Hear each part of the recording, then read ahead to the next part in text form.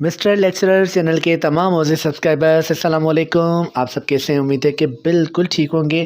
Lecturer Urdu اور اردو سے متعلقہ تمام امتحانات بالخصوص تحریری امتحان اور اس کے ساتھ ساتھ زبانی امتحانات کی تیاری کرنے والے طلبہ و طالبات امیدواروں کے لیے یہ ویڈیو انتہائی کارآمد ہونے والی ہے، کیونکہ اس میں جو سوالات پیش کیے جا رہے ہیں وہ کبھی نہ کبھی کہیں نہ کہیں کسی نہ کسی صوبے کے کسی نہ کسی ادارے کے کسی نہ کسی ٹیسٹ میں آ چکے ہیں۔ موسٹ ریپیٹیڈ کوسچنس ہیں اور ان کے جو آنسرس ہیں، جو جوابات ہیں، وہ مستند تواریخ سے لیے گئے ہیں تاکہ کوئی بھی غلطی کا شائبہ تک نہ رہے۔ تو اگر آپ نے تحریری امتحان میں کامیابی حاصل کرنی ہے، زبانی امتحان میں کامیابی حاصل کرنی ہے، تو آپ کے لیے یہ ویڈیو کسی تحفے سے کم نہیں۔ یہ سیریز ہے، اس کا پارٹ 1، اس ویڈیو کا پارٹ 1 جس میں 50 سوالات شیئر کیے گئے تھے، اسی چینل پر اسی پلے لسٹ میں موجود ہے، اور یہ پارٹ 2 ہے۔ اسی طرح اگر آپ کا رسپانس اچھا رہا، جو کہ پہلی ویڈیو پر اچھا رہا ہے، تو آپ کے لیے بہترین ویڈیوز کا سلسلہ یوں ہی جاری رہے گا۔ چلتے ہیں ویڈیو کی طرف، لیکن اس سے پہلے ایک چھوٹی سی درخواست، چینل کو سبسکرائب کر لیجئے۔ آپ کا اچھا رسپانس ہمیں ہمت دے گا کہ آپ کے لیے مزید اچھی ویڈیوز بنائی جائیں۔ پنجاب میں اردو حافظ محمود شیرانی کی تصنیف ہے۔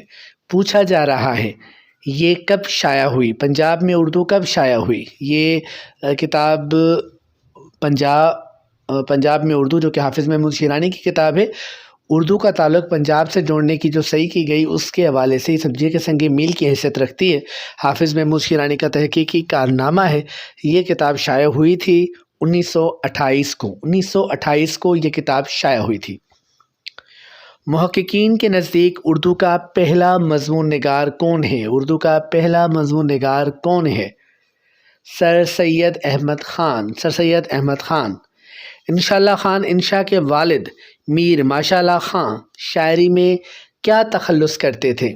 انشاء اللہ خان انشا شاعر تھے۔ آپ کمنٹس میں انشا کا کوئی ایک شعر لکھیے، لیکن ابن انشا کا نہیں، انشاء اللہ خان انشا کا، ٹھیک ہے؟ اکثر انٹرویوز میں یہ سوال کیا جاتا ہے کہ انشاء اللہ خان انشا کا کوئی شعر سنائیے۔ بعض انٹرویو لینے والے جان بوجھ کر ایسا سوال کرتے ہیں تاکہ دیکھیں کہ پتہ چلے کہ آپ کو انشاء اللہ خان انشا اور ابن انشا میں فرق معلوم ہے۔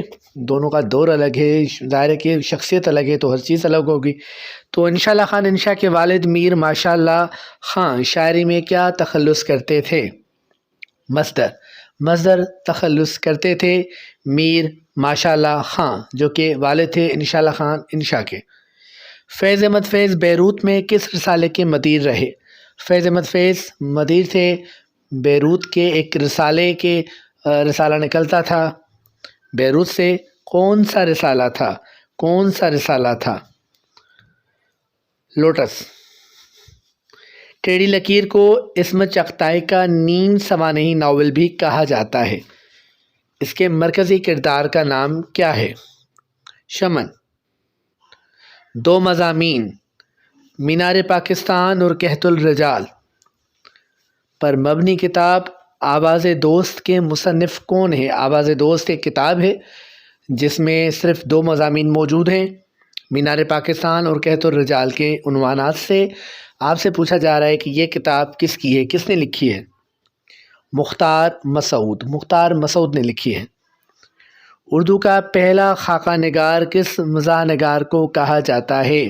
وہ مزاح نگار بھی ہیں، اردو کے پہلے خاکہ نگار بھی ہیں، مرزا فرت اللہ بیگ۔ میں کوشش کر رہا ہوں کہ کم وقت میں زیادہ سوالات آپ کے لیے پیش کیے جائیں، تو اس لیے آپ تک اس طرح کی ویڈیوز پہنچائی جائیں تاکہ آپ کی تیاری، کتابوں سے تو پڑھ رہے ہیں، کتاب کا تو نعم البدل خیر کیا ہوگا، لیکن یہ جو معلومات آپ تک پہنچ رہی ہے یہ بھی کتابوں سے علم حاصل کرنے کے بعد چیزوں کو مرتب کر کے آپ کے لیے مستند چیزوں کو پہنچایا جا رہا ہے، جن کے پاس کتابیں موجود نہیں ہیں یا آپ راستے میں ہیں، سفر میں ہیں اور پڑھ نہیں سکتے لیکن سن سکتے ہیں، دیکھ سکتے ہیں، تو ہینڈ فری لگا کے دوران سفر بھی ہم ان ویڈیوز سے استفادہ کر سکتے ہیں۔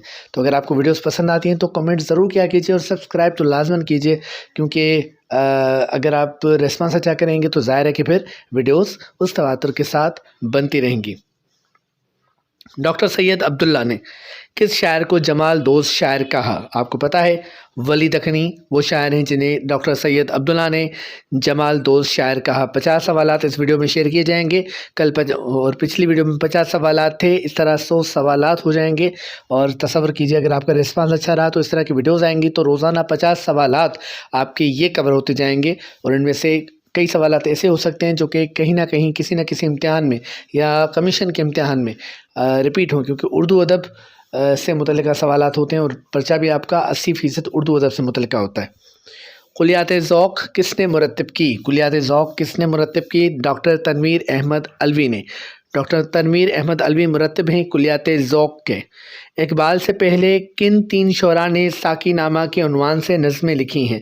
اقبال نے تو لکھی، لیکن ان سے پہلے کس شاعر نے 3 شعراء نے اسی عنوان سے نظمیں لکھی ہیں؟ محمد فقیر دردمند، شاہ حاتم اور سید عبدالولی عزلت۔ اگر تذکروں کو تنقید مانا جائے تو اردو کا پہلا تنقید نگار کسے تسلیم کیا جائے گا؟ تذکروں کو تنقید کیوں مانتے ہیں؟ اس لیے مانتے ہیں کیونکہ تذکروں میں شاعر شاعری کے متعلق اپنی رائے بھی دیتا ہے پرکھ کے بعد، ٹھیک؟ اور اگر وہ تذکرہ لکھنے والا خود شاعر ہو، جو کہ اکثر ہوتے تھے، تو ظاہر ہے کہ اس کی رائے ایک اہمیت رکھتی ہے۔ تو اگر تذکروں کو مانے کہ یہ تنقید ہے تو اردو کا پہلا نقاد کون ہوگا؟ جیسے اب ہم کہتے ہیں حالی کو مقدمہ شعر و شاعری کے حوالے سے، وہ بھی دیکھیں شاعر تھے تو شاعری کے متعلق جانتے تھے۔ تو اگر تذکروں کو تنقید مانا جائے تو اردو کا باقاعدہ پہلا تنقید نگار کہیں گے میر تقی میر کو، کیونکہ انہوں نے تذکرہ جو لکھا نکات الشعراء اس میں اس طرح کی آراء موجود ہیں۔ غلام مصطفیٰ خان شیفتہ کس معروف شاعر کے شاگرد تھے؟ شیفتہ کس شاعر کے شاگرد تھے؟ مومن خان مومن۔ یہ اس دور کی بات ہے جب غالب بھی موجود تھے، لیکن مومن کی انفرادیت یہ ہے کہ ان کا رنگ سب سے جدا ہے، تو مومن کے شاگرد رہے شیفتہ، حالانکہ غالب سے ان کے مراسم بڑے اچھے تھے۔ ذوق نے اپنے کس استاد کے تخلص شوق کی نسبت سے اپنا تخلص اختیار کیا؟ پوچھا جاتا ہے کہ ذوق نے ذوق تخلص کیوں اختیار کیا، کیا وجہ کیا تھی؟ تو ان کا ایک استاد تھا جس کا نام تھا حافظ غلام رسول شوق، یہ ان سے متاثر تھے اور ان کے تخلص کی نسبت سے اپنا تخلص ذوق اختیار کیا۔ قصہ بے نظیر، قصہ بے نظیر کس نے لکھی؟ صنعتی نے لکھی۔ زید بخاری کی تصنیف سرگزشت بلحاظ صنف کیا ہے؟ زید بخاری کس کے بھائی تھے؟ کس ادیب کے بھائی تھے؟ نام سے سمجھ گئے ہوں گے، پھر بھی کمنٹس میں بتائیں۔ زید بخاری کی تصنیف ہے سرگزشت، پوچھا جا رہا ہے اس کی صنف کیا ہے، اس کتاب کی صنف کیا ہے؟ آپ بیتی صنف ہے اس کتاب کی، یعنی یہ خود نوشت ہے زید بخاری۔ اوکے، اور گئے دنوں کا سراغ کے نام سے ایک خاتون نثار عزیز بٹ نے آپ بیتی لکھی۔ ایک طویل عرصے تک جب تک ان سے واقف نہیں تھے تو سمجھتے تھے کہ یہ کوئی صاحب ہے، لیکن صاحب نہیں ہے، یہ خاتون ہے۔ گئے دنوں کا سراغ کے نام سے انہوں نے آپ بیتی لکھی ہے۔ اسی نام سے اور کس نے آپ بیتی لکھی؟ اسی نام سے ایک اور آپ بیتی بھی ملتی ہے، جیسے بانو قدسیہ کا ناول بھی ہے امر بیل، اور اس کے ساتھ ساتھ عمیرہ احمد کا بھی ناول امر بیل کے عنوان سے شائع ہوا۔ تو بالکل اسی طرح ایک کتاب کا نام کئی کتابوں کا، جیسے کل ہم نے دیکھا تھا کشمیر، گزشتہ ویڈیو میں بات ہوئی تھی کہ کشمیر میں اردو کس کی ہے، تو 2 لوگوں کی وہ کتاب تھی، 2 ادیبوں کی کتاب تھی اسی نام سے، لیکن 2 الگ شخصیات تھیں۔ تو جی ایک تو نثار عزیز بٹ نے گئے دنوں کا سراغ کے نام سے آپ بیتی لکھی، اور اس کے علاوہ مظفر وارثی نے کتاب لکھی، آپ بیتی لکھی گئے دنوں کا سراغ۔ مظفر وارثی بڑے اچھے شاعر گزرے ہیں، آپ ان کا کوئی شعر کمنٹ میں لکھیں تو مزہ آ جائے۔ حیدر علی آتش کے والد کا نام کیا تھا؟ حیدر علی آتش کے والد کا نام کیا تھا؟ خواجہ علی بخش۔ چراغ حسن حسرت کی کتاب مردم دیدہ کس صنف سے تعلق رکھتی ہے؟ چراغ حسن حسرت کی جو کتاب ہے مردم دیدہ، اس کی صنف کیا ہے؟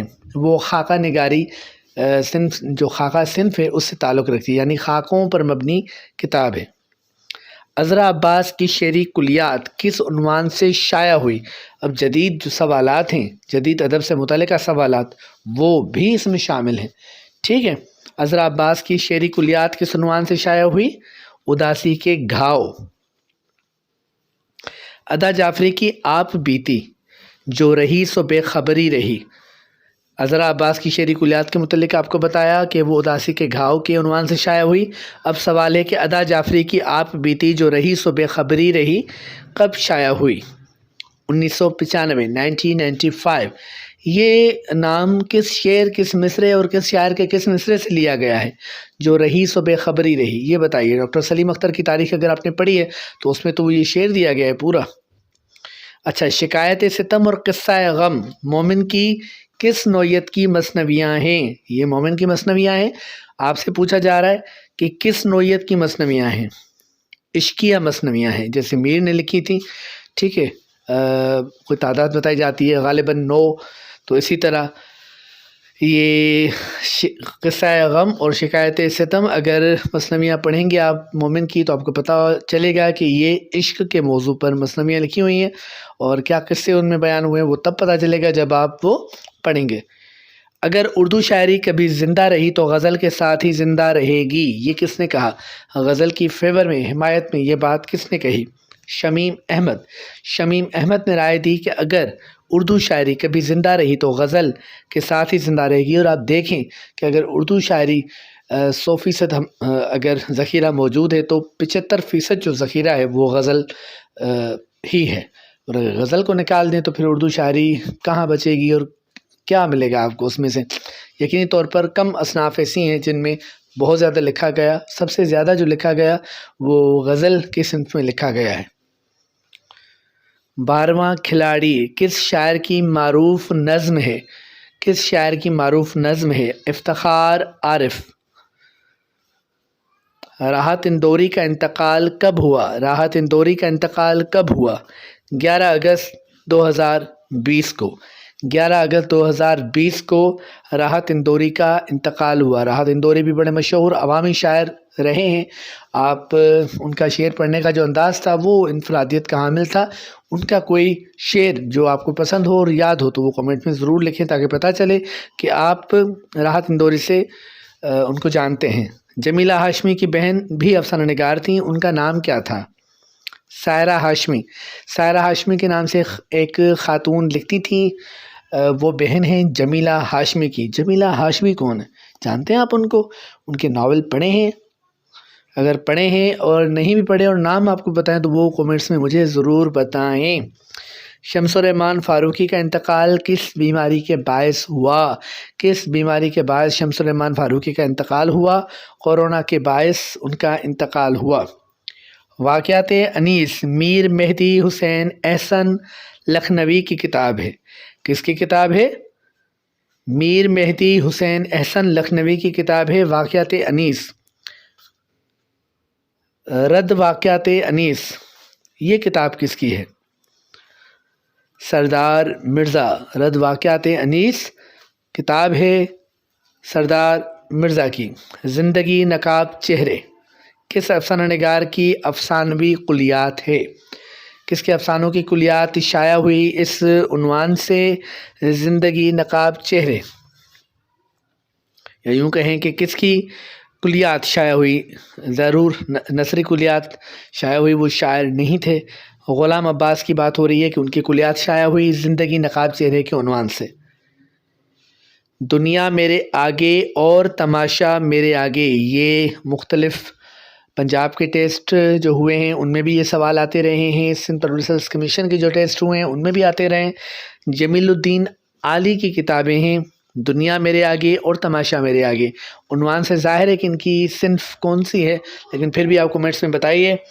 بلحاظ صنف یہ کتابیں کیا ہیں؟ سفر نامے ہیں، جو کہ ابھی آپ سے پوچھا لیکن جواب بھی وہی آیا۔ جی ہاں، جو آپ نے سوچا سفر نامے، دنیا میرے آگے تماشا میرے آگے، یہ سفر نامے ہیں جمیل الدین عالی کے۔ اے بنی اسرائیل اور تو ابھی راہ گزر میں ہے، کس کے سفر نامے ہیں؟ کس کے سفر نامے ہیں؟ قدرت اللہ شہاب کے سفر نامے ہیں۔ آپ مجھے بتائیے کہ بانو قدسیہ جو کہ اہلیہ تھیں اشفاق احمد کی، انہوں نے قدرت اللہ شہاب پر ایک کتاب لکھی تھی، کتاب کا عنوان کیا ہے؟ کیا نام ہے کتاب کا؟ پاکستان میں پہلی بار کلیات آتش کب شائع ہوئی؟ پاکستان میں پہلی بار کلیات آتش کب شائع ہوئی؟ 1963 میں کلیات آتش سب سے پہلی بار پاکستان میں شائع ہوئی۔ ٹھیک ہے جی، 1963 کو پاکستان میں پہلی بار کلیات آتش شائع ہوئی۔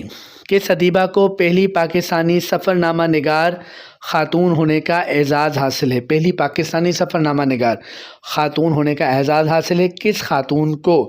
بیگم اختر ریاض الدین۔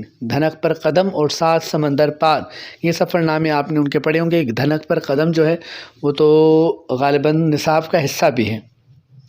مختصر سا سفر نامہ ہے، مختصر سے مراد بہت زیادہ طویل نہیں ہے، صحیح ہے، صحیح ضخامت ہے اس کی، ضرور پڑھیں۔ ہر صنف میں کوئی نہ کوئی کتاب لازماً آپ نے پڑھ رکھی ہو، تاکہ جب بھی کسی صنف کے متعلق بات ہو یا کسی اہم سفر نامہ نگار یا جس بھی صنف سے متعلقہ خاکہ نگار، مزاح نگار، افسانہ نگار، ناول نگار کی بات ہو، مضمون نگار کی بات ہو، تو آپ ضرور اس کے متعلق بات کر سکیں۔ ناسخ نے کتنی عمر میں شاعری کا آغاز کیا تھا؟ ناسخ نے کتنی عمر میں شاعری کا آغاز کیا تھا؟ 20 سال کی عمر میں ناسخ نے شعر کہا تھا، شاعری کا آغاز کیا تھا۔ شیخ امام بخش ناسخ نے 20 سال کی عمر میں شاعری کا آغاز کیا تھا۔ اچھا، اس چینل پر ہم ارادہ رکھتے ہیں کہ اسلامیات، پاکستانی اسٹڈیز، انگریزی اور جنرل نالج، اس کے علاوہ ایجوکیشن کے حوالے سے جو بھی سوالات ہیں، جو بھی 20% جو پیپر میں آتے ہیں، 80% تو آپ کے سبجیکٹ کے سوالات ہوتے ہیں، لیکن 20% جو ہوتے ہیں وہ دیگر سبجیکٹ سے متعلقہ سوالات ہوتے ہیں، معلومات عامہ کے سوالات ہوتے ہیں۔ وہ آپ کو بڑا تنگ کرتے ہیں، بالخصوص اردو پڑھنے والے کو بڑا تنگ کرتے ہیں، کیونکہ یہ براہ راست ہمارا تعلق ان سبجیکٹ سے نہیں ہوتا۔ لیکن چونکہ آپ گزٹڈ افسر بننے والے گزٹڈ افسر بننا چاہتے ہیں، تو آپ کو دنیا کی معلومات سے آگہی رکھنا ضروری ہے۔ تو اگر سبسکرائبرز ہمارے بڑھتے ہیں، لوگوں کی اٹینشن اس چینل کو ملتی ہے، تو اس چینل پر مزید محنت کی جائے گی اور اس چینل پر مزید ویڈیوز اپلوڈ کی جائیں گی، اردو کے حوالے سے بھی اور دیگر سبجیکٹس کے حوالے سے بھی، اور وہ سوالات ایسے سوالات ہوں گے جو کہ مستند ہوں گے۔ آپ یہاں سے روزانہ کی بنیاد پر تیاری کر سکیں گے وداؤٹ اینی کاسٹ، یعنی فری آف کاسٹ آپ پڑھ سکیں گے۔ اس کے لیے آپ کو اس چینل کو دوستوں تک پہنچانے کی ضرورت ہے، اس چینل کو سبسکرائب کرنے کی ضرورت ہے، اس چینل کو زیادہ سے زیادہ دیکھنے کی ضرورت ہے، تاکہ ہمیں پتہ چلے کہ آپ اس چینل پر توجہ دے رہے ہیں، اور پھر ہم توجہ دیں گے انشاءاللہ۔ بہت سارے ویڈیوز بنائیں گے آپ کے لیے، تاکہ آپ تک بہترین معلومات پہنچتی رہے۔ دیوان مومن کا دیباچہ ان کے کس شاگرد نے لکھا؟ دیوان مومن کا دیباچہ مومن کے کس شاگرد نے لکھا؟ شیفتہ، بڑے پیارے شاگرد تھے مومن خان مومن کے، انہوں نے لکھا دیوان مومن کا دیباچہ۔ مجھے بتائیں مومن آپ کو کیوں پسند ہے؟ مومن کا کوئی ایسا شعر یا شعری خوبی ہو جو آپ کو پتہ ہو، آپ لکھیں۔ یا اگر آپ سے انٹرویو میں پوچھا جائے کہ مومن کی کوئی شعری خوبی بتائیے، تو آپ کون سی بتائیں گے؟ محققین کے نزدیک دنیا کی طویل ترین نظم کون سی ہے؟ محققین کے نزدیک دنیا کی طویل ترین نظم کون سی ہے؟ مہابھارت۔ مہابھارت دنیا کی طویل ترین نظم ہے، ایسا محققین کہتے ہیں۔ ہم سخن فہم ہیں، غالب کے طرف دار نہیں، یہ مصرع کس شاعر کے سحرے کا ہے؟ ایک شاعر نے سحرہ لکھا تھا، اس میں یہ مصرع تھا، ہم سخن فہم ہیں، غالب کے طرف دار نہیں۔ یقینی طور پر مرزا غالب نے، یہ بھی بڑا ایک قصہ ہے ذوق اور غالب کے حوالے سے اور دربار کے حوالے سے، اگر کبھی پڑھیں آپ تو یقینی طور پر آپ محظوظ ہوں گے۔ قصیدے کے حوالے سے ذوق کا آئیڈیل کس سخنور کو سمجھا جاتا ہے؟ ذوق کسے آئیڈیل تصور کرتے تھے اپنا، کسے سمجھتے تھے کہ ایسے قصائد مجھے لکھنے ہیں یا قصیدے میں یہ مقام حاصل کرنا ہے؟ نو ون، یعنی سودا۔ سودا کے علاوہ کوئی اور نہیں ہو سکتا، سودا ہی ہو سکتے ہیں۔ تو سودا کو قصیدے کے حوالے سے ذوق آئیڈیل تصور کرتے تھے۔ ایک نظم ہے انسان کی فریاد، انسان کی فریاد، یہ کس شاعر نے لکھی؟ غلام بھیک نیرنگ نے۔ اوکے جی، ویڈیو کی لاسٹ میں آ رہے ہیں، یعنی ہم اختتام کی طرف بڑھ رہے ہیں کہ غالب نے فارسی قصائد کی تعداد کیا ہے؟ غالب کے فارسی قصائد کی تعداد کیا ہے؟ غالب کے فارسی قصائد کی تعداد کیا ہے؟ 64 قصائد غالب کے فارسی میں ہیں۔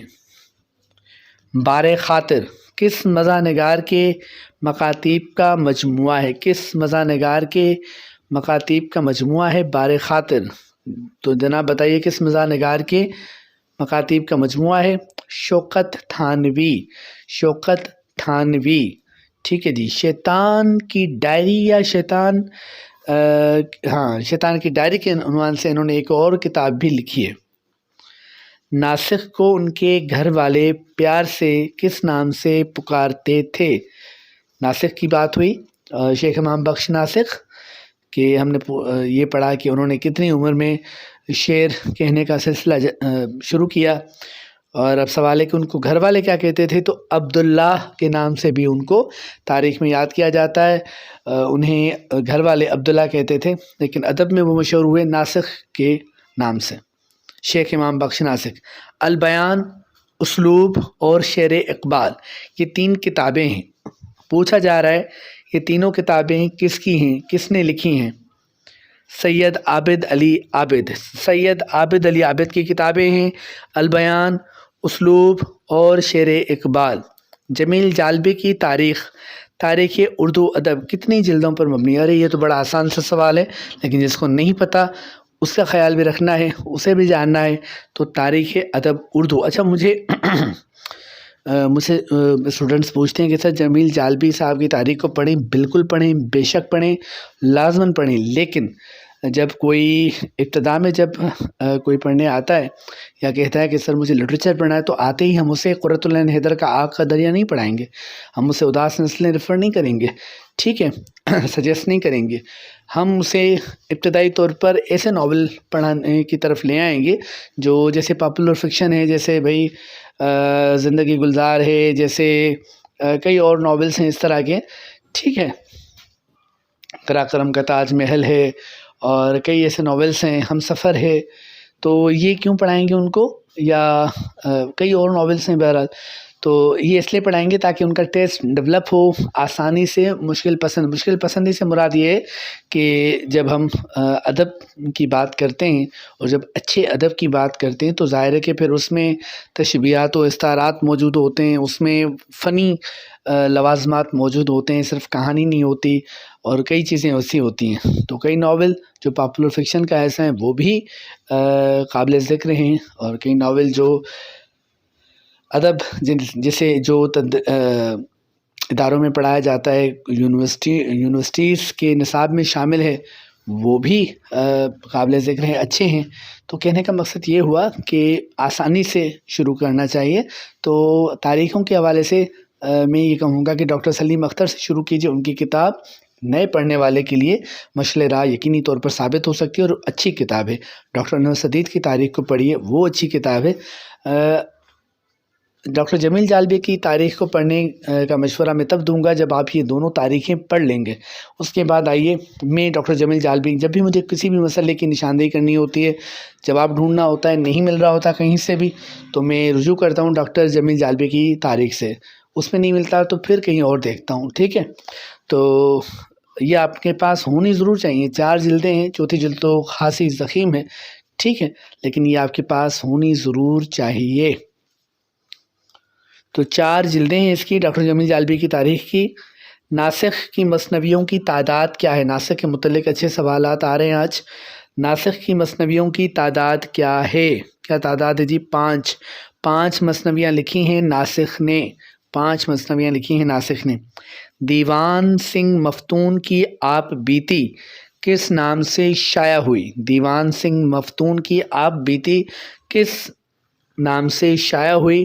ناقابل